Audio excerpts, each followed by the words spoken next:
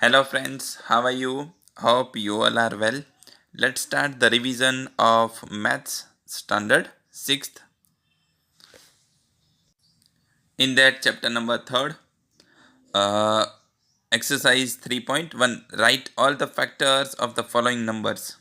Okay. So first one that is 24.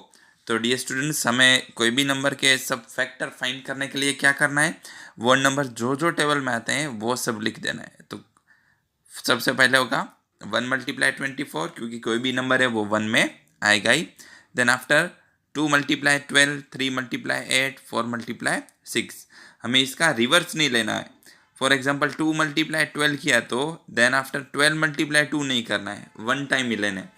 तो अब इसके अलावा और कोई टेबल में 24 नहीं आएगा, तो ये इसके सब बन गए फैक्टर 1, 2, 3, 4, 6, 8, 12 एंड 24। ओके, एस दी सम वे 15 का। Okay, second question, right first 5 multiples of, उसमें 5 है तो 5 का टेबल 5 फाइजात लिखना है। तो 5, 10, 15, 20 एंड 25 होगा। बहुत ही ईजी है ये। Okay, next one dear students, 3.3 page number 57।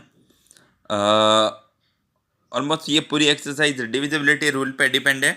So you must have to know about the divisibility rule. Okay, ये आपको आना ही चाहिए। चलो रिवाइज कर लेते हैं। टू का डिविजिबिलिटी रूल क्या है? अगर वंस प्लेस पे 0 या इवन नंबर है तो वो 2 से डिवाइड होगा। थ्री का डिविजिबिलिटी रूल, गिवन नंबर का हम एडिशन करेंगे एंड अगर वो एडिशन जो है वो 3 से डिवाइड हो रहा है तो पूरा नंबर 3 से डिवाइड होगा। 4 के लिए लास्ट 2 डिजिट अगर 4 से डिविजिबल है तो पूरा नंबर 4 से डिविजिबल होगा। 5 का जो वंस प्लेस है वो 0 या 5 होना चाहिए। 6 के लिए क्या है? डिविजिबिलिटी 2 एंड 3 दोनों की कंडीशन फुलफिल होनी चाहिए। 8 के लिए लास्ट 3 डिजिट अगर कोई वो नंबर से डिविजिबल है तो पूरा नंबर है वो 8 से डिविजिबल होगा। 9 का अगेन गिवन नंबर है उसका एडिशन करेंगे, जो आंसर है वो 9 से डिविजिबल होगा तो पूरा नंबर 9 से डिविजिबल होगा। 10 का वंस प्लेस पे 0 होना चाहिए तो वो 10 से डिविजिबल होगा। 11 में जो odd place and even place पे नंबर है, ओके, उसका डिफरेंस निकालेंगे तो वो डिफरेंस या तो 0 होना चाहिए या तो 11 से डिविजिबल होना चाहिए, तो वो नंबर 11 से डिविजिबल होगा, अदरवाइज नॉट। तो ऑलमोस्ट ये पूरी एक्सरसाइज इसी पे डिपेंड है। तो डियर स्टूडेंट्स, आपको बहुत ही अच्छी तरीके से डिविजिबिलिटी रूल याद करने हैं, वो बहुत तरीके से आपको हेल्पफुल होंगे। Okay, next 3.4 first question, find the common factor of, हमें कॉमन फैक्टर फाइंड करना है 20 एंड 28 के। तो सेम एज इट इज जो एक्सरसाइज 3.1 में हमने फैक्टर फाइंड किया उसी तरह 20 एंड 28 के फैक्टर फाइंड करने, एंड देन आफ्टर दोनों में जो कॉमन नंबर है वही सिर्फ हमें कंसीडर करना है। यहाँ पे आप देख सकते हो सबसे पहले हमने 20 एंड 28 के फैक्टर फाइंड किए। अब दोनों में कॉमन नंबर कौन से है? 1, 2 एंड 4, तो उसके कॉमन फैक्टर हो जाएंगे 1, 2 एंड 4। बहुत ही ईजी है। Next exercise 3.4 question number 4, right the greatest 4 digit number and express it in terms of prime factor. Okay, तो ग्रेटेस्ट 4 डिजिट नंबर हो जाएगा 9999। अब इसको प्राइम फैक्टराइजेशन में अरेंज करना है, तो किस तरह से करेंगे डियर स्टूडेंट्स? अगेन यहाँ पे आपको डिविजिबिलिटी रूल हेल्पफुल होंगे। ये नंबर को आप कैसे पता चलेगा 3 से डिविजिबल है? उसके डिविजिबिलिटी रूल से। तो वो 3 से डिवाइड हो रहा है तो इसके 2 पार्ट हो जाएंगे, 3333 मल्टीप्लाई 3। अब 3 के कोई पार्ट नहीं होंगे तो अगेन 3333 है वो उसका हो जाएगा 1111 मल्टीप्लाई 3। अगेन 3 के कोई नहीं होंगे लेकिन 1111 होगा 101 मल्टीप्लाई 11। अब 101 एंड 11 उसके भी कोई फैक्टर्स नहीं होंगे, तो यहाँ पे ये जो जिसके फैक्टर्स आगे नहीं हो रहे हैं वो हमारे हो गए प्राइम फैक्टराइजेशन। तो 3, 3, 11 एंड 101। तो बहुत ही ईजी है क्वेश्चन। ओके, आपको प्रैक्टिस करना है।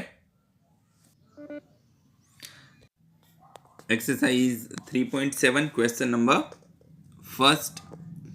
Renu purchased 2 bags of fertilizer of weight 75 kg and 69 kg. Find the maximum value of weight which can measure the weight of the fertilizer exact number of time. Okay dear student, यहाँ पे हमें find करना है the maximum value of weight. Okay, maximum that means हम यहाँ पे find करेंगे HCF. तो 75 एंड 69 का हमने HCF फाइंड किया. आप देख सकते हो, याद रखना है HCF एंड LCM में कंफ्यूज मत होना. LCM में हम एक ही साथ करते दोनों, जबकि HCF में हम सेपरेटली करते हैं 75 एंड 69 का. तो हमने इस तरह 75 है तो वो 3 से होगा, 3 मल्टीप्लाई 25 है तो 5 5 जा 25 एंड 5 1 जा 5. एज द सेम वे 69 का हमने किया. ओके, तो यहाँ पे उसके जो नंबर निकले वो 3 मल्टीप्लाई 5 मल्टीप्लाई 5 एंड वहाँ पे 23 मल्टीप्लाई 3. तो दोनों में कॉमन क्या है? 3. ओके, तो इसका मैक्सिमम वैल्यू वेट हमें मिला 3 kg. ओके, तो इस तरह से हम HCF फाइंड करेंगे सेपरेटली एंड देन आफ्टर उसमें जो कॉमन है वो आ जाएगा. डियर स्टूडेंट्स, ये एक्सरसाइज 3.7 में ड्यूरिंग द चैप्टर मैंने बताया था कैसे पता चलेगा HCF फाइंड करना या LCM. तो ऑलमोस्ट हमें हिंट दिया हुआ होगा. ओके, यहाँ पे मैक्सिमम वैल्यू बोला, मैक्सिमम दैट मीन्स HCF. कभी मिनिमम वर्ड यूज होगा दैट मीन्स LCM. ओके, इस तरह से. Second question, 3 boys step off together from the same spot. Their steps measure 63, 70, 77 centimeter respectively.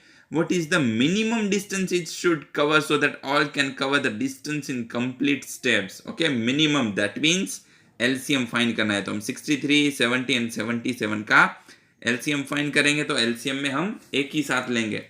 तो 2 के टेबल में 63 नहीं आएगा तो एज इट इज लिख दो. 70 आएगा, यस 35 एंड 77 नहीं आएगा तो वो इसी तरह हम पूरा कंप्लीट करेंगे.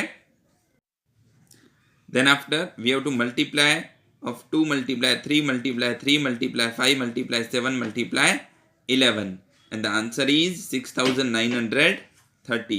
So the minimum distance it should cover is 6930 centimeter in complete steps.